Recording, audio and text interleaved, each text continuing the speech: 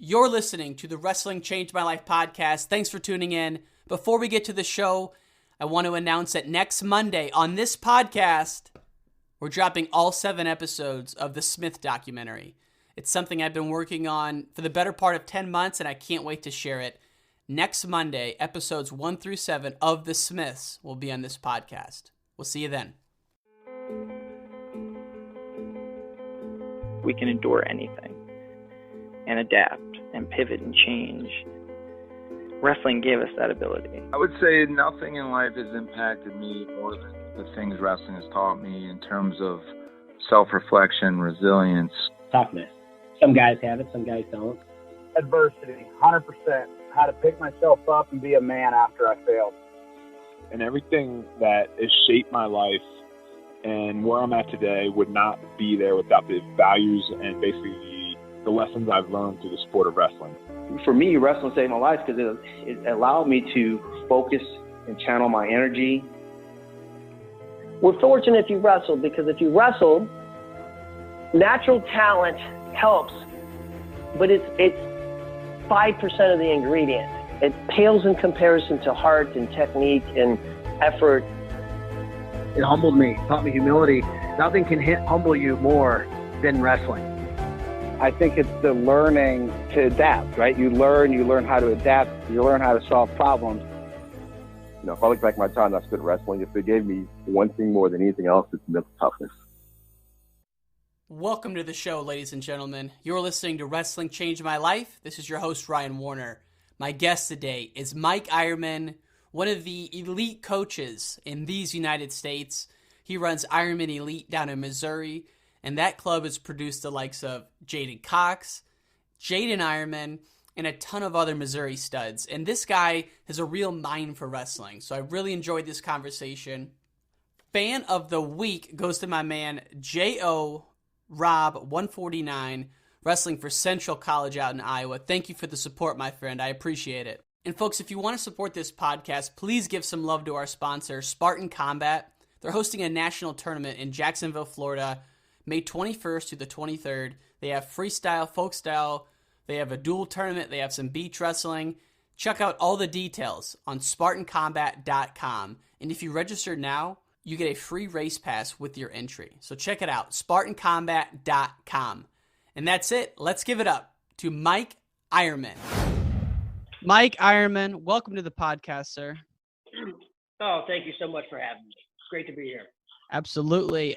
As we were just talking about, I was pleasantly surprised to learn that when you were at Nebraska, your Nebraska bio said St. Lawrence and Chicago. I'm like, no way is this guy an Illinois guy. And lo and behold, you grew up through the Illinois system. You were on some awesome high school teams. Let's just start at the very beginning, man. How competitive was the Illinois State tournament back in the late 80s, early 90s? Oh, it's still like it is now. It was very competitive, you know, and so many good kids, especially team-wise. You know, they had that big state tournament as a team, so we that was a big one back then. But no, it was very competitive. You know, on any given day, if you're a little bit off, you know, you can get beat. You know, so but Illinois was and it still is. It's a hammer state, so it was great to be, you know, in that type of you know state and battling those guys all the time. So it was good. Yeah, man. We were talking earlier. Multiple Olympians at a single state tournament with Joe Williams and TC Dantzler. And I don't know if Lindsey Durlocker was ever an Olympian, but he was in the mix too. I mean, just a lot of depth. Yeah.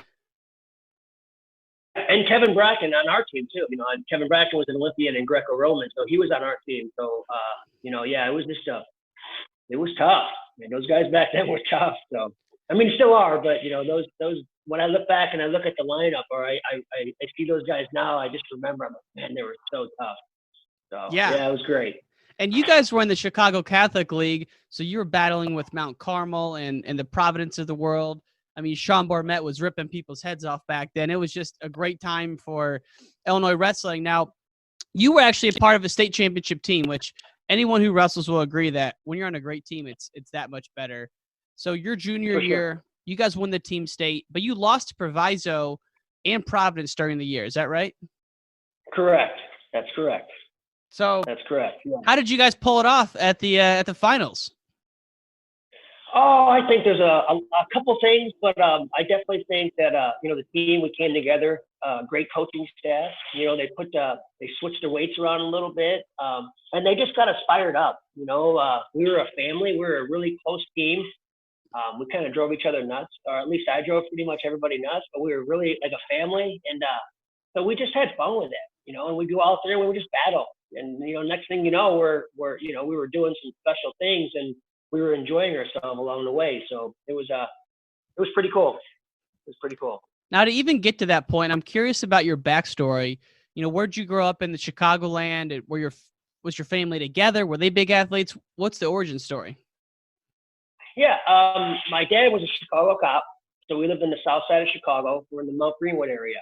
My mom, my dad, and I had 3 brothers. And so we're just, and that's kind of how it started. Just back in the day, where my mom was, I think, walking through a park and saw like flyers for wrestling practice, and us 4 were already killing each other pretty much back home.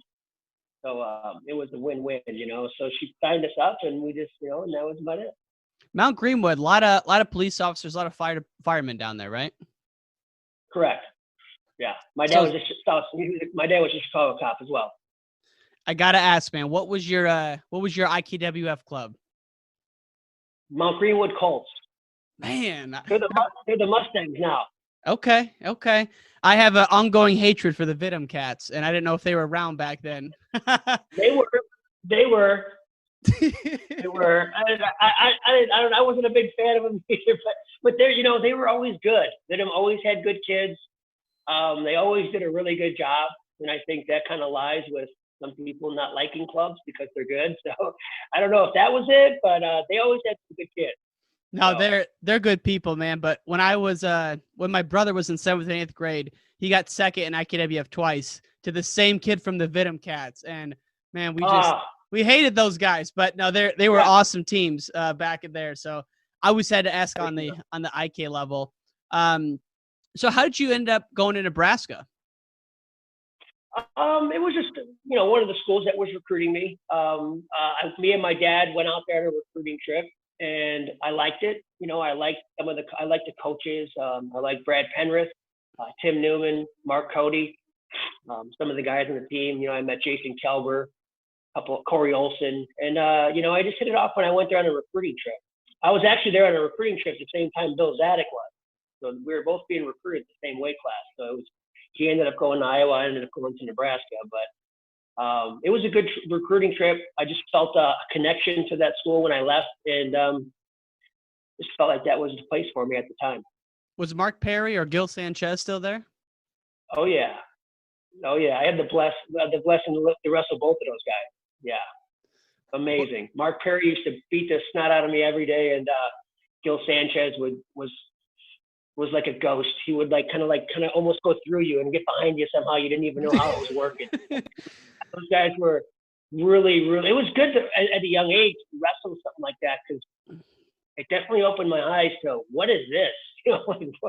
I never felt this level of, and it's just high school to college, but at the time you're just like, I've never felt anything like this. So was it the strength or just like a whole new level of skill?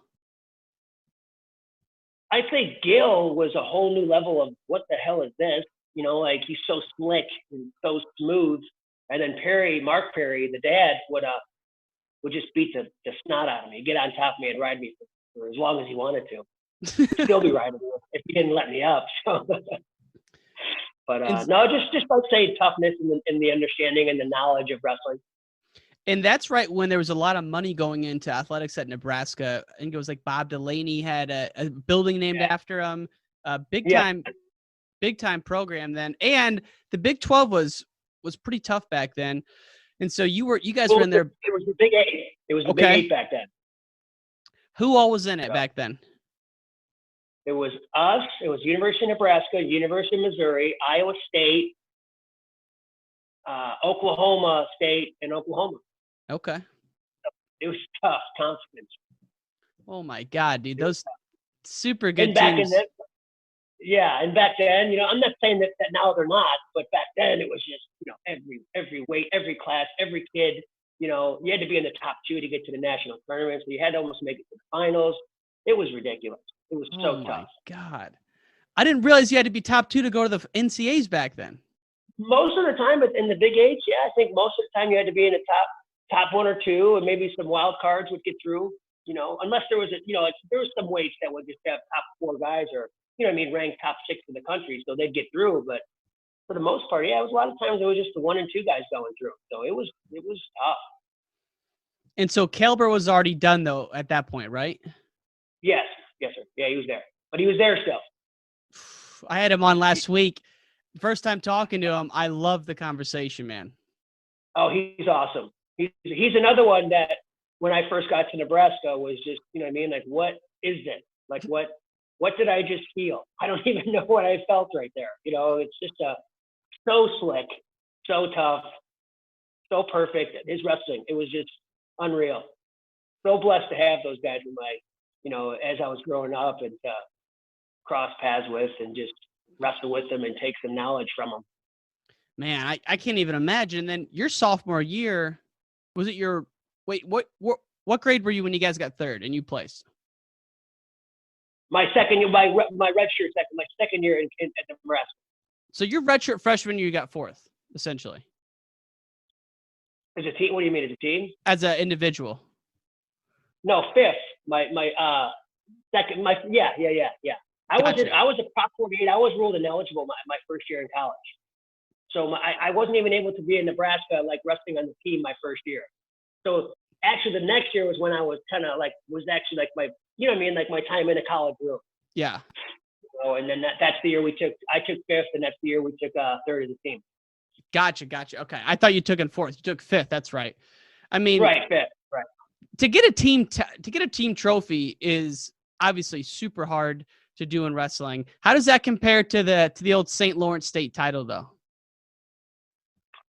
It was special. It was obviously anything like that is real special, but the high school thing was more like a family thing. We had no idea, it just kind of, we just thought that if we wrestled tough, great things can happen. But then, we ended up doing it in Nebraska. I think we knew we had the team, we shouldn't have taken third. We should have won it. I don't know, but that's the year Matt Lindland was, ranked first. He was like 48-0 and got beat first round at nationals. So we had the team to do it. We just, it just didn't work out, but we definitely had the team that year in Nebraska to, Rulon Gardner, Corey Olson, Matt Lindland, Buxton, Perler, Frank Velasquez, Tony Perler. Yeah, just hammers. Yeah. So we definitely had the team, to put a national title together. So. And that was the year Iowa had bought McElravy out of redshirt late, and I know that was your weight.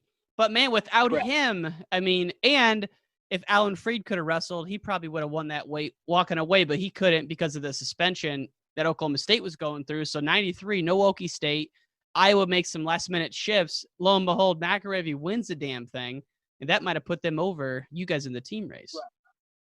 For sure. Yeah, that didn't help. But yeah, we weren't really relying on that, but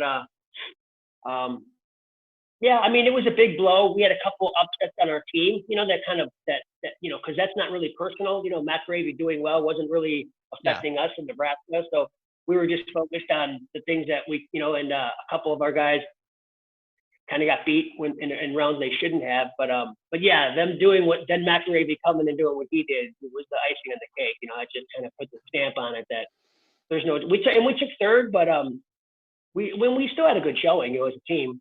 I think we had 2 national finalists, national champs, 6 or 7 All-Americans. So we did good. It just wasn't enough to get that top one. So yeah, and I wanted to ask you. I know you're a real a wrestler's coach. You put a lot of thought into your coaching philosophy, and that's a lot of what I want to talk to you about today. But looking back now, how different would you have ran a college room versus how college coaches were running it in the early 90s versus what you're seeing now? Is it the same? Is it different? How does it compare? Well, it's some are the same.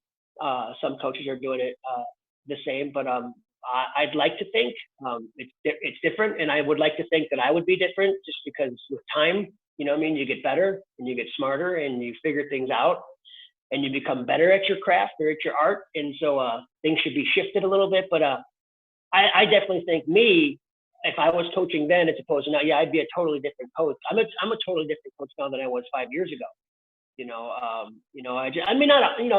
As far as just better understanding, I'd like to think I have a better, going to these tournaments, figuring little things out, taking chances, and just kind of narrowing it down to what's the best way of molding the perfect little wrestler, and so you just never quit. And once you quit, you're just going to become stagnant in a way. So I'd like to try to stay on my toes and just always think that, things can be better. I can do a better job, and so with that mindset, I'd like to think it's always changing. Absolutely. I mean, anyone who's trying to achieve mastery is always pushing the bounds and learning in whatever way they can. Just to give people a sense of how you think outside the box, I heard a story that when you were starting to think about starting your own club back in like the mid 2000s, you used to go to practice with a stopwatch, and you would time any time that you thought there was a waste or an inefficiency in practice. What were you noticing, and why did you do that?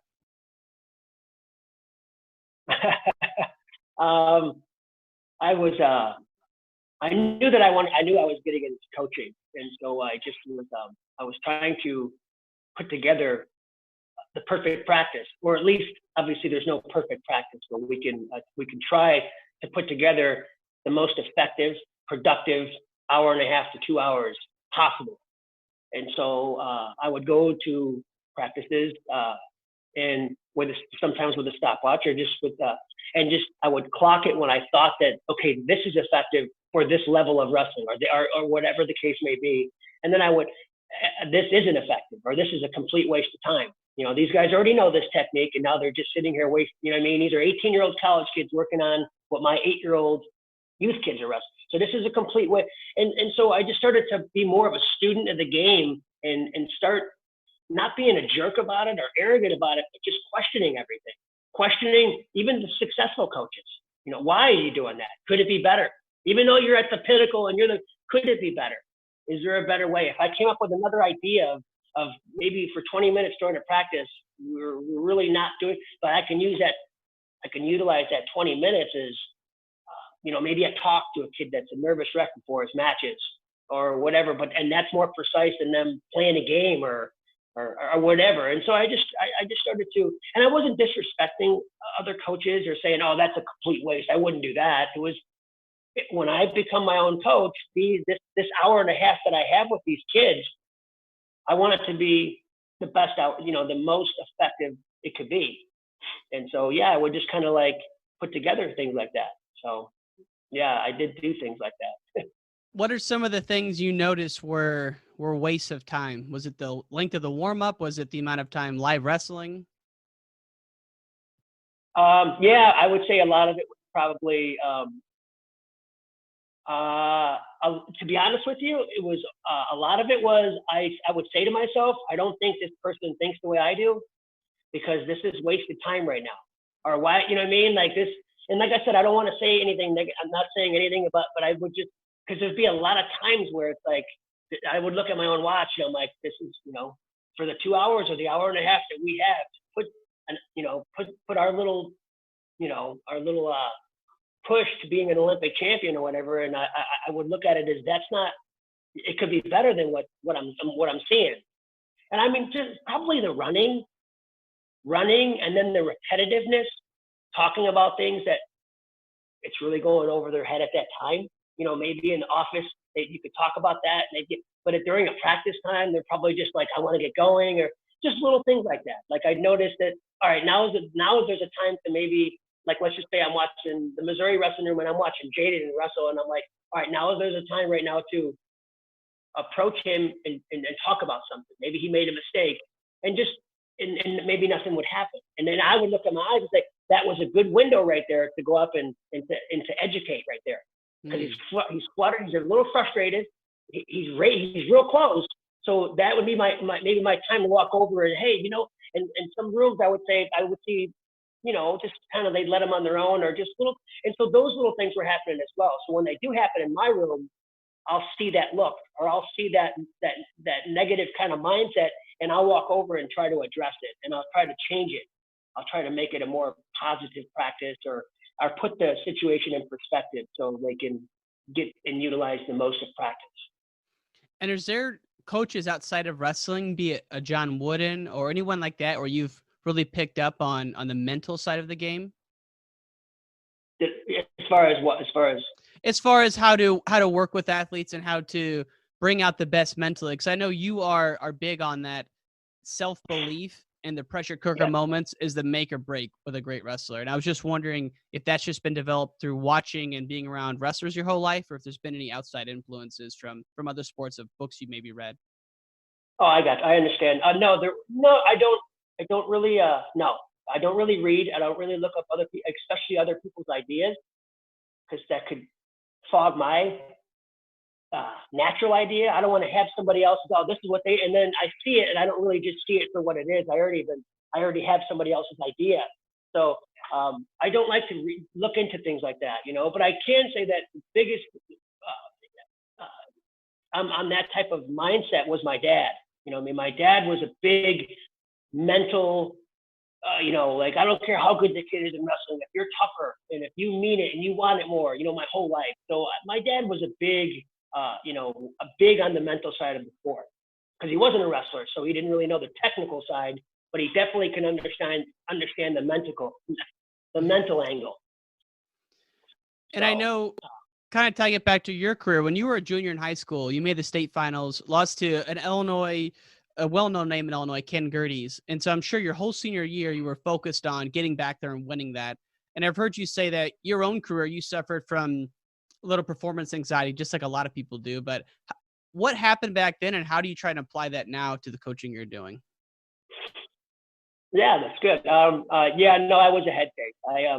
I would get nervous. I would call it, now that I'm older, the roller coaster ride wrestling. There was matches where I believed I could win, and I looked like a superstar. I could talk. I was normal. And this is at a tournament. I was ready. I'm like, oh, and then as soon as that match was over, and now I know I had the kid that I thought was good. It didn't matter if he was good. If I saw him wrestle and I looked at him and I was like, oh, this kid's pretty good, my brothers would be able to tell. My family would be able to tell. They'd be like, oh, he's nervous, or this or that. So that is why when I got older and I got back into coaching, that's why I do more, because I know physically I was better to beat this guy.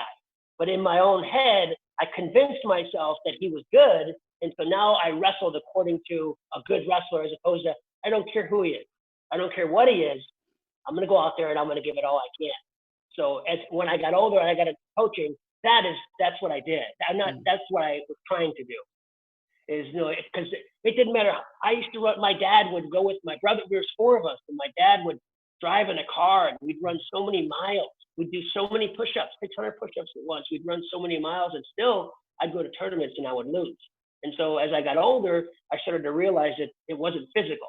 It wasn't the physical aspect of why I was losing, because I worked harder or just as good than anybody. It was when these matches that I lost, and when my hands would freeze up because I'm so nervous. Or my parents can tell, he must have the good wrestler now, because they could tell my demeanor changed. So as I got into coaching, I started paying attention to those things that my parents were seeing in me. And so that's what I started, and that's when I started to really see a difference in my wrestling. It wasn't, oh my gosh, Jaydin ran 100,000 sprints today in 5 seconds. It was, did you see him get nervous and scared and work his way right through it and navigate his way through that and then win that match? That's what I started seeing at a young age. And so that's when I started really realizing that the mental, in which we all know this as wrestlers, but a lot of people just, I don't know. I don't know if they're limited, but I know that I dove right into it. I knew that this was a very important kryptonite to me when I was wrestling, my mind and the nerves. So I knew that when I got into coaching, I was going to make sure that was developed just like the physical aspect. Isn't it so amazing to watch someone? So let's say I'm your brother and I'm watching you at the state tournament, and you just know that person's entering one of those anxious states where it's going to be a bad match, and they know it before you even go out there. But kind of knowing that you're removed, you can see it in someone else, and it's just so frustrating. And you want to help them, but I think it has to start at a younger age than some advice at the moment, No, that's exactly right. And that's where, like Jaydin Cox. Oh, Sorry about that. You're good.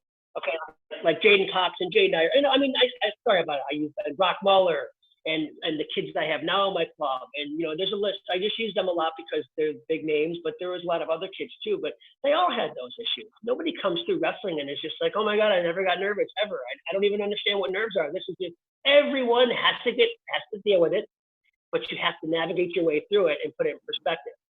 And you got to put it on a shelf in your brain. You got to put it where it belongs. And then when it's time to reach and grab it, then you get it, you know, and that's, you know, confidence, you know, right before a match. It's not time to reach in the shelves and bring out the nerves and bring out being scared and timid. Right now, it's like, oh no, I'm bringing out the guns. No, I'm bringing out smiles. I'm here to put on a show, you know, and that becomes fun too. You know what I mean? Then you got like Jaydin goes out there, Jaydin Eierman, he doesn't care about the winning and losing aspect. He's just out there doing his thing. And that is for him to be the best he can be always, that's a better way of going out there than once in a while, oh, he looks good. He's nervous. Or, you know, that's not it. I call that the roller coaster of wrestling. You know, you got the ups and you got the downs. And you got, as opposed to just a consistent climb with some little dips, but it's a consistent climb. And what would you? Because I go to tournaments. Go ahead. Sorry. No, I was gonna say I go to tournaments now, and I could see it 10 feet away. You know, I can walk up, not even my own kid. You know, because once you kind of tap into what it looks like, because obviously we have this, you know, ourselves. I had nerves myself, so I know what it. You know, you can kind of see it, and it's very, very workable and manageable thing. You know, people think that, oh, I get nervous before my matches, or, oh, I'm a head case, and that's that. And it's like, okay, well, what are you doing to fix it? Have you gotten to work? Are you putting it together? It's just a habit that you created. You know, it's, you know, and it's a big thing for me too. When I started coaching is I fought I fought in the MMA 5 years ago. And I remember this was huge for me. No, it was longer than that. I'm sorry, about 9 years ago. And I was about to walk into the cage, and I wasn't nervous at all. I wasn't nervous. And you know, in me in my head, I'm like, man, I get a little nervous during wrestling matches, so I'm going to be absolutely a disaster before a fight. And walked in there. I wasn't nervous at all. You know, got kicked. I won the fight, but I was getting beat. But my point is after that was over, I looked in the mirror and I was like, how was I not nervous before? And that's when I kind of realized that the nervousness that I had was a habit that I created in wrestling. There was no wrestling mat. There was no, all right, clear the mats. All right, all right, got to start getting warmed up. Now you throw all those factors in. Those were my stress triggers. Those were the things that were getting me nervous. Not the actual. So little things like that I started to learn as I got older. And so as I became a coach, I started to adapt more of those things. You know what I mean? Like even kids that I saw that were nervous, that were terrified, I'm like, this is a fixable thing. Like, you know, because most people think that he's just nervous. It's just the way it's going to be. And it's like, no. We're gonna address it and we're gonna fix it. Just like we created this negative habit, we're gonna change this negative habit into a positive thinking mental warrior before the match starts. And those are types of things that I did as a coach. I love that you break it down from this black box, because everyone thinks that because you can't see it, you know, whatever's going on in the mind and the stress, that it's not a technical thing you can work on like a single leg, but you're saying it's very much a coachable thing that can be worked on. Every day. And every day, because we created it. I created it.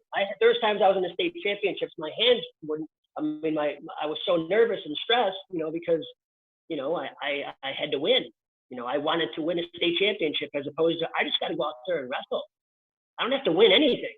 I just got to go wrestle. And if I wrestle, the winning's in there somewhere, but I was looking at the wrong aspect, you know? And so that's what I did with Jaydin and a lot of these little guys. We were never looking to win. We were always looking to pick up knowledge and everything we can. Let's keep moving forward and, you know, and just make sure that when it's time to go out there, that this is 100%, you know, because everyone's like, oh, my body feels good. How's the mind? How's your mind? You know, I see it all the time. You know, just at the U.S. Open a couple weeks ago, and I was coaching some of the older kids, and you know, I look at them and I want to say to them, I see the same look in your eye. You're 23. I see the same look in my 9-year-old. Yeah. You know, and they wouldn't be able to. And I was like, when did you fix it? How long have you had this little nervous habit that you had? And they would say, I had it my whole. When did you go to work and fix it? And that's where I don't. These are fixable things. And I don't know if coaches realize that. I think maybe they think that if we just go back to the room and we work harder, that things will happen.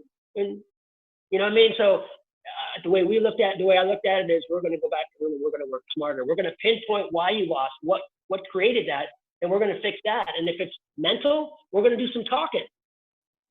Yeah. We're going to talk. I'm going to correct your thinking in your head. And then next match, you may be nervous still. But by time and with gradual work and approaching this, you know, a year from now, you may be in total control before the match. You may be in, you know, because like I said, I'm not trying to get them to focus on the win and the loss. Just focus on go out there and do your thing. Winning and losing will come. So that's the root of it, you think, though, is putting too much of a focus on things you can't control? Yeah. And just really worrying about the outcome. You know, oh, I got to win, or oh, I got to do this, or oh, this kid's good, or this is that. You know, as opposed to it's just wrestling. I mean, it's you know, we put so much into it. You know, we put so much, and I know that sounds bad because obviously they want something so bad but when you put so much into it, that builds a little bit of pressure. Yeah. You know what I mean? And it's like, oh, I got so much on the line. What if I lose? As opposed to, I just have to go out there and do what I do. And I love to wrestle, and I'm good when I'm at my best. So Love it, man. Want that to happen. People are going to benefit from that because a lot of parents listen to this as well as a lot of athletes, and they say, hey, you know, how do we help someone who's getting a little nervous beforehand, or how do we help someone who cries after they wrestle? And, you know, a lot of times I don't know what to say. And that's why I like asking you guys questions. No, that's great. And I mean, and I've had kids on my team in the past win like Tulsa Nationals in the youth and cry his way there.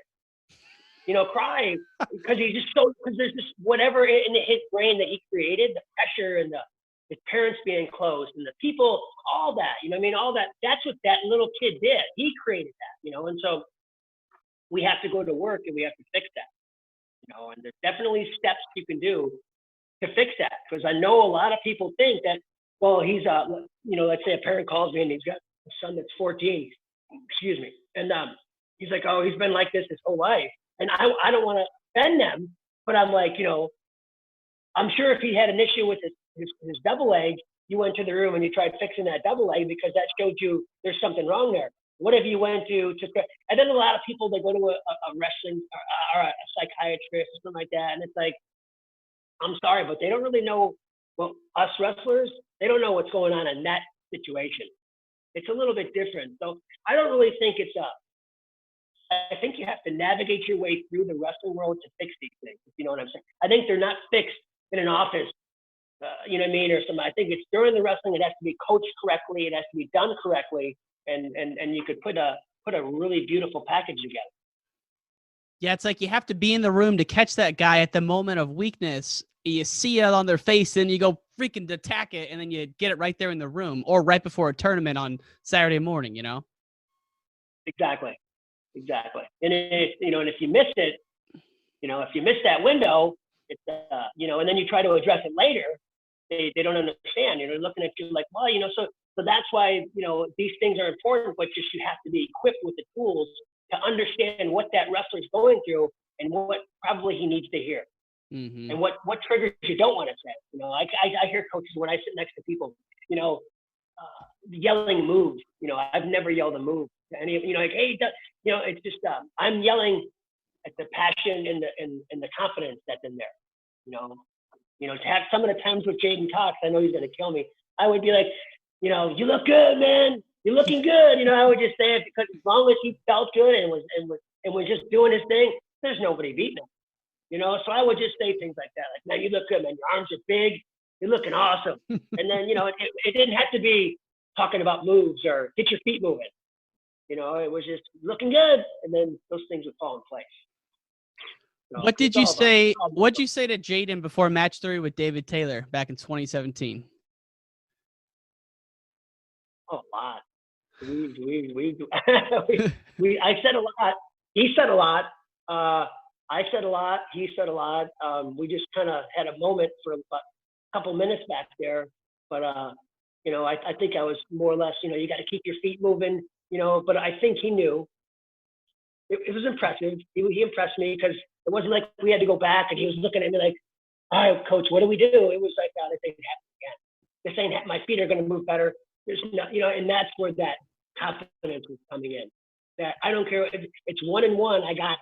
You know, I got it. We're tied up 1-1. We got one more match. He does not want to go out there against me right now. I can't wait to go out there.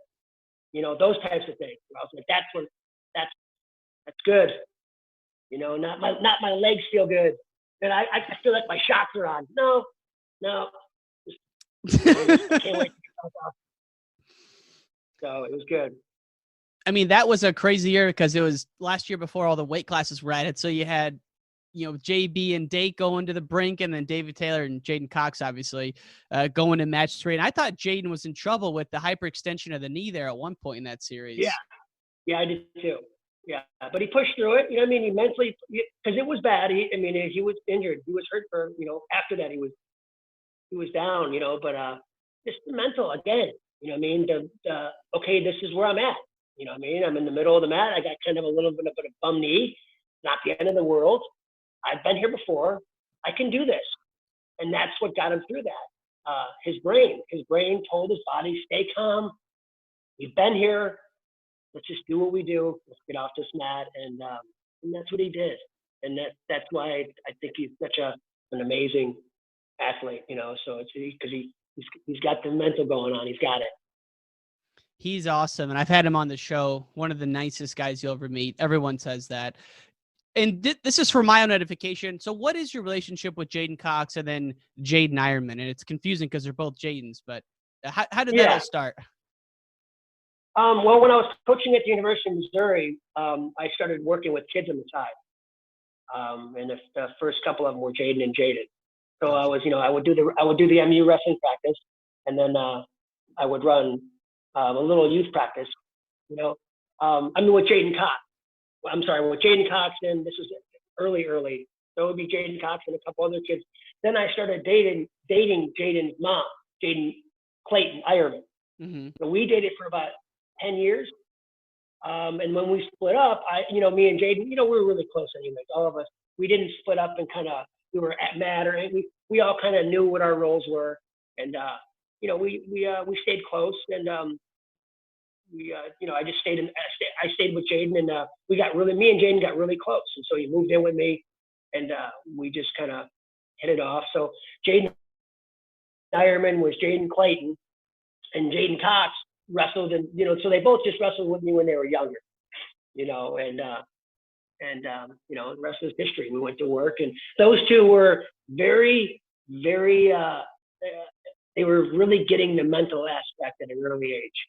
That was the unique thing about those two, you know, because we went to Tulsa's all the time.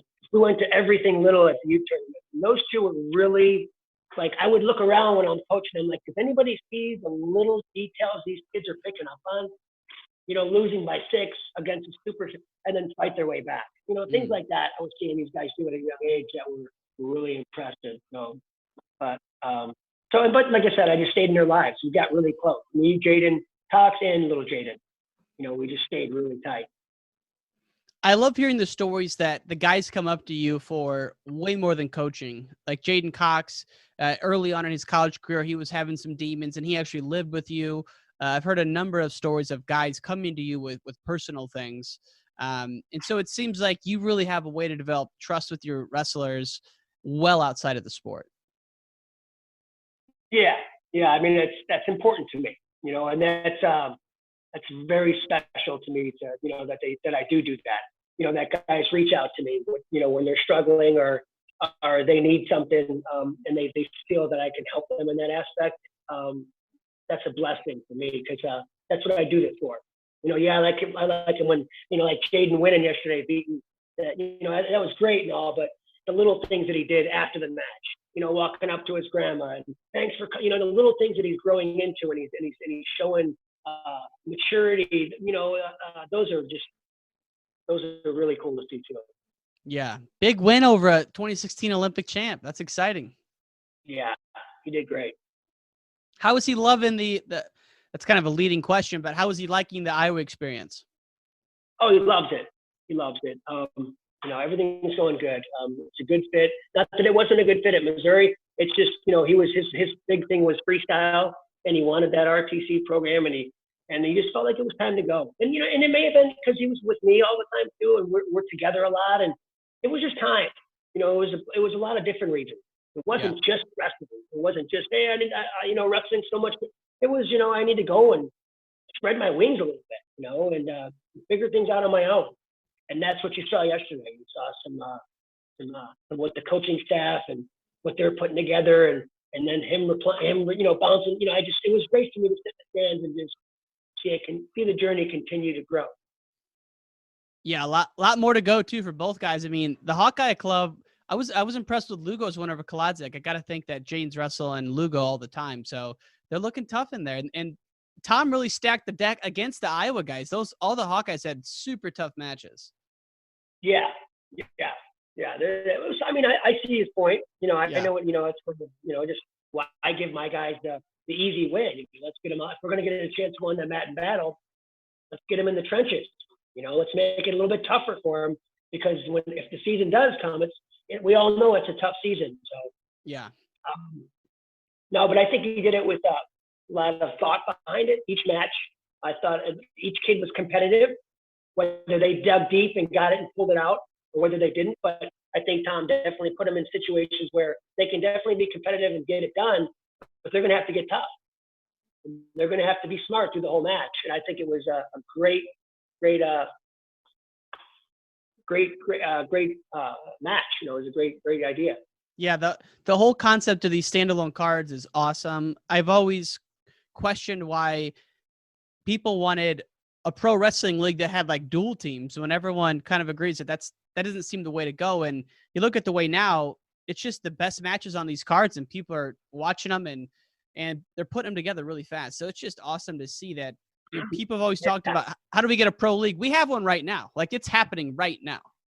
Right in front of our eyes. We just really don't know it, but that's kind of what's falling into place. Yeah. I mean, seriously, you think about it. I mean, Flo gave out a gang of money on Saturday, and it's like, I like this approach better than having like the Iowa Stalkers versus the Chicago whatever. Like, no, you know, that's not how the UFC does it. And the UFC really has found a way to put individual athletes on the main stage, and all these cards are really following that lead, and I love it. Yeah, I do too. It's almost kind of like an all-star. You know? Yeah. It's like an all-star, as opposed to just having a team.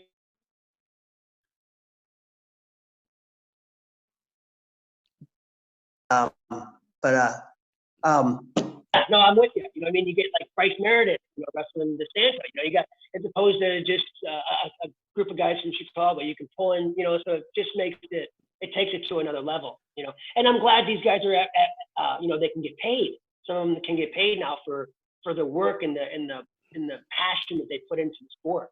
Yeah. You know, because we know how much it takes, you know, for these guys to do what they're doing. So I'm glad that they can start being compensated and just, you know, maybe can have a career or, you know, do it a little bit longer than we could back in the day. Yeah. I got to tell you, though, we haven't seen your man out there, Jaydin Cox. Well, I hope to hear some rumblings of him out there soon, man. I love watching the guy compete. So hopefully we'll see him out there in the near term. One thing I wanted to ask you, and we talked about it before the recording started, you went out to New England to help start their RTC, and you said you learned a lot from that experience. I'd love to learn what an experienced coach, what you're still learning about yourself at this age in life, and how that taught you that. Okay. Well, I mean, obviously it was, you know, at my age, you know, it was a big change. You know, I've been living here for 20 years. My family lives here. You know, so it was scary. It was all these things that, you know, I had to really dig deep. I had to, you know, I went out there by myself, you know, so it was just, it was tough, you know what I mean? And I had to figure out things. But when I got there and I started working with these college kids,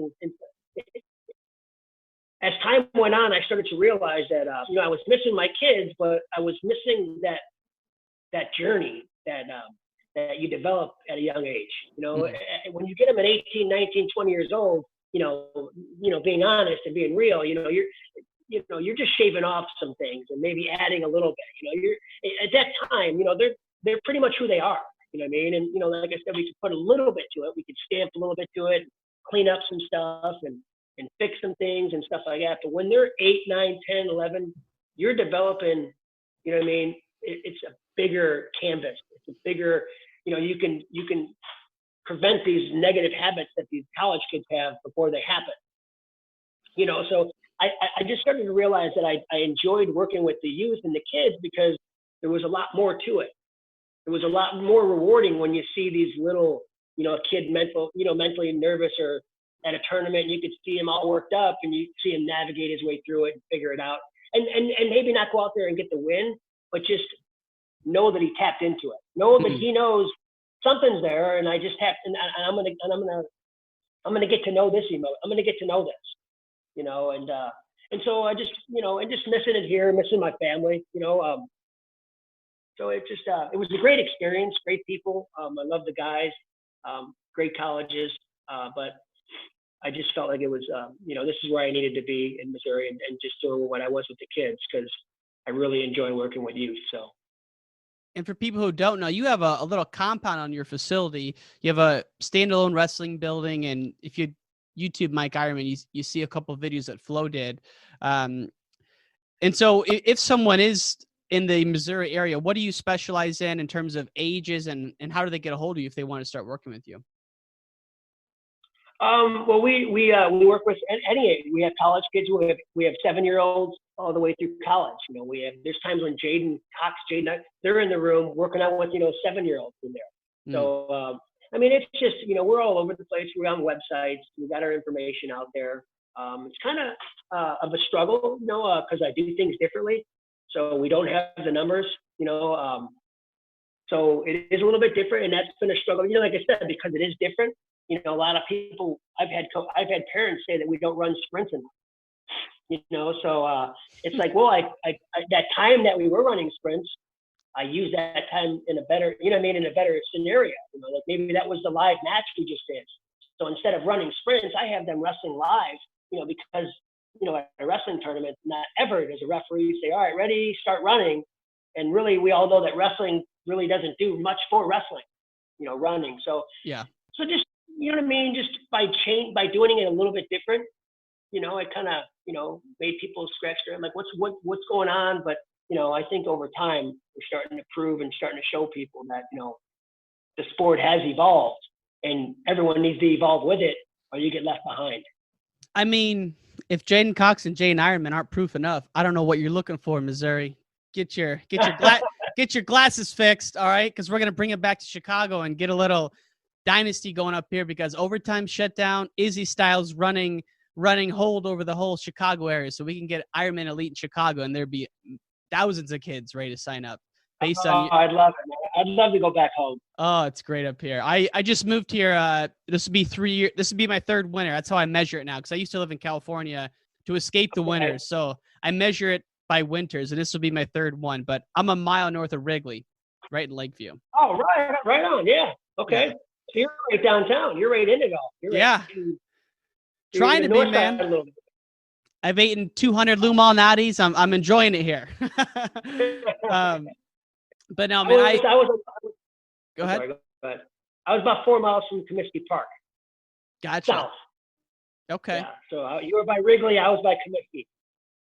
Yeah, I'm doing a little documentary on, I don't know if you know who Mike Powell is at Oak Park River Forest. He was I've heard I don't know him too well, but. So they had a great 4 years.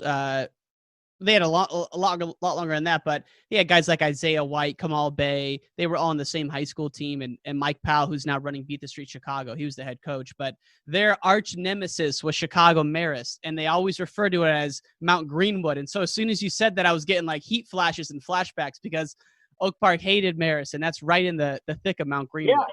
Yeah. I live. My house is probably 3 blocks from Marist.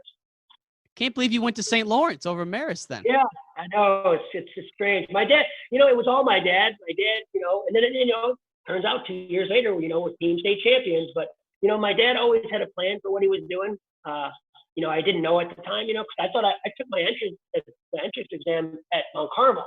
So I thought I was going to probably go to Mount Carmel, and I didn't know if I was going to go to Marist. And then my dad's like, I think St. Lawrence is the right fit. And I think the right coaches, you're going to have the right workout partners.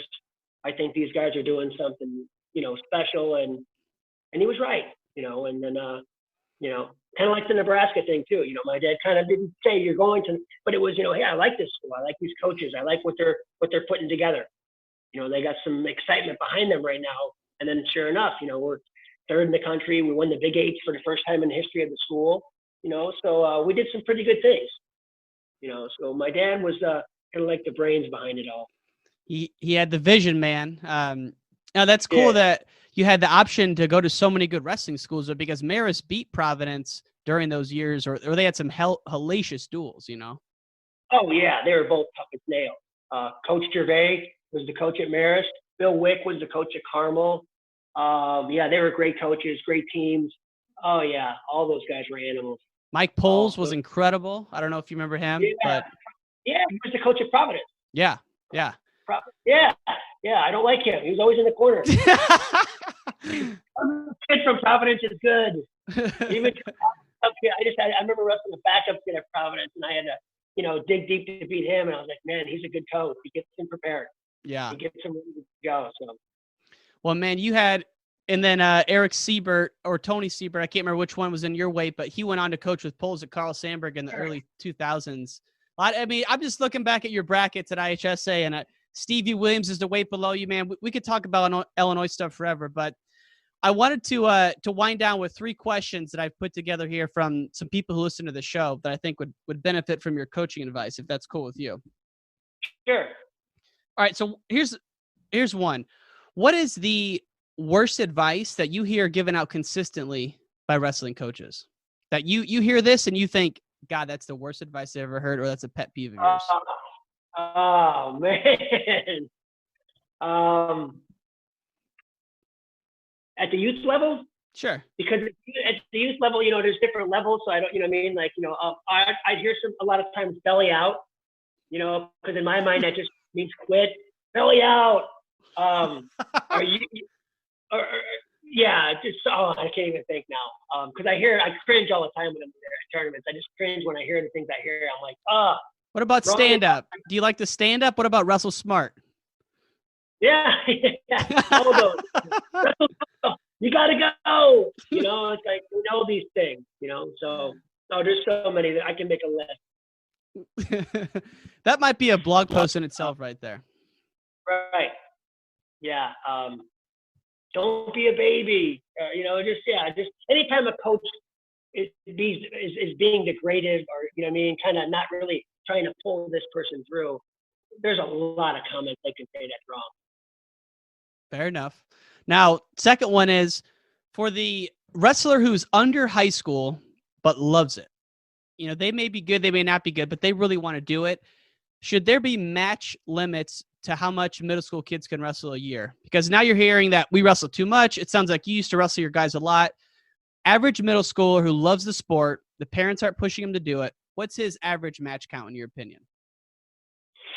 Well, I don't know if you can put it off like that. I think if it's done correctly, you understand? If it's done correctly, I think it's up to the wrestler. Like if he's not being pushed or the things are correct, if he loses, it's not the end of the world. If he wins, it's not the next coming of the Lord. It's just, hey, all right, good job, and you keep moving forward. I think wrestlers can go out there, and as long as you do it correctly and go every weekend. I just think it's when it's not done right and when it's become more of a job and it doesn't become fun, that's when you better start putting a number on some matches or how much you're competing, because then you will get burned out. But so that answer, it's kind of, for me, it's if you do it right, you can go and really make this a fun sport. If you become a student of the game, and then you become a student as a coach to the game, and now you just come and you go on a journey with these wrestlers, and it's a different look than that. We got to win and we got to lose, and you start that, it becomes fun. You enjoy it more. The way you're describing it sounds fun. It seems like you have a lot of fun with the kids and just the journey you take with them. It's really personal to you. And so we'll wind down with this.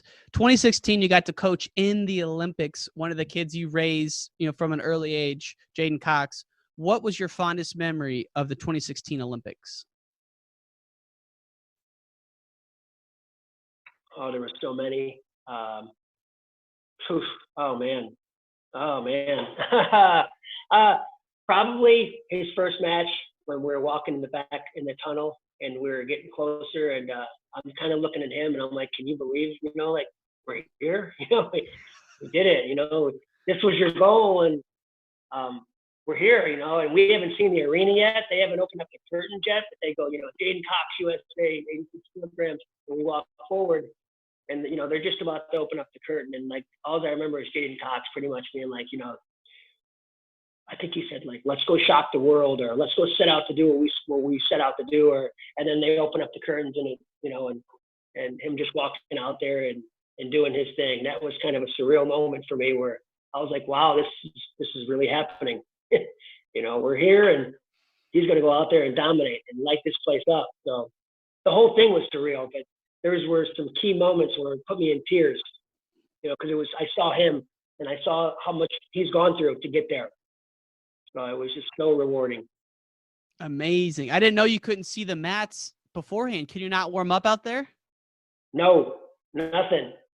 We didn't see anything until they opened up the drapes. Then we finally saw it for the first time. So we're just like being cattle in the back, like they're just shuffling you forward until your match comes up. And then they open up the curtains, and now you see the cameras. Now you kind of see, wow, we're at the Olympics, and once again, this was a big thing I learned too. Being me, I was excited. I was like, oh my God, I'm here. Oh my God, we made it. I made it as a coach. And the Jaydin, it was a little bit different. It was a little bit of, I'm supposed to be here and I'm going to win this thing, and so it was a little bit different. He wasn't looking at it as, oh my gosh, I'm here. I made it to the Olympics. It was one match at a time. I got to get that gold medal, and so those are just things as me as a coach, as I'm learning what the high level, their thinking is different, their mindset, their thinking and all that. So yeah, it was a special moment out there. Is it hard for you not to resort to the nervous wrestler you were when you hear some of those cues like Jaydin Cox coming up or clear the mats and stay calm for your athlete? It's impossible. I mean, I do it. I do a pretty good job, and I've gotten way better. But back then, no, they saw. There's times Jaydin would look at me and be like, calm down. Relax. And I'm like, what? I'm fine. He's like, I can see it in your eyes. I'm like, man, I'm ready. I'm focused. I'm ready. But no, it was hard because, it's out of your hands. But I got to say, though, that the comforting thing was to know that your wrestler's going out there and he's prepared. You know what I mean? You have all the corners covered. He doesn't get nervous. He doesn't make mistakes. He may lose some, you know what I mean? But he's just going to go out there and he's going to be the best he can be every time. That builds confidence, and that's exciting in itself. Doesn't it make you look at someone like Jaydin, who's, as young as he was back then? You think, God, this kid has it mentally together as a young athlete, and he's able to compete under insane pressure. It just makes you proud, I'm sure. Yeah, it's amazing. That's exactly that. That's the most amazing part. Just to see, and I mean, so much more. There's so many situations where I've seen Jaydin Cox and little Jaydin, but Jaydin Cox mostly in these positions where he should be done. He should lose this match or whatever the case may be, and just nothing flaws him. Nothing creates panic. Nothing creates like, oh my gosh, I gotta go because now I can make a mistake. Everything stays calm, and he just keeps climbing, and he stays the course. And at the end of and it's amazing to watch. I know who you're picking in the Sagilayev bout if it ever happens, and my friend, you and me both. Oh yeah, I don't think anyone's beating Jaydin Cox ever again. Let's go. Mike Eierman, we could talk wrestling for about 10 hours, but I got to run, my friend. Thank you for coming on the podcast. It's been a real honor. Oh, thank you. Thank you so much for having me. I appreciate it. Thank you so much. Take care. And all great things must come to an end. If you want to hear more from the podcast, text WRESTLE to 555-888. That's WRESTLE to 555-888. You can also find us on Instagram, Wrestling Changed My Life, Twitter, Ryan_in_Warner, as well as our website, WrestlingChangeMyLife.com. Take care, y'all.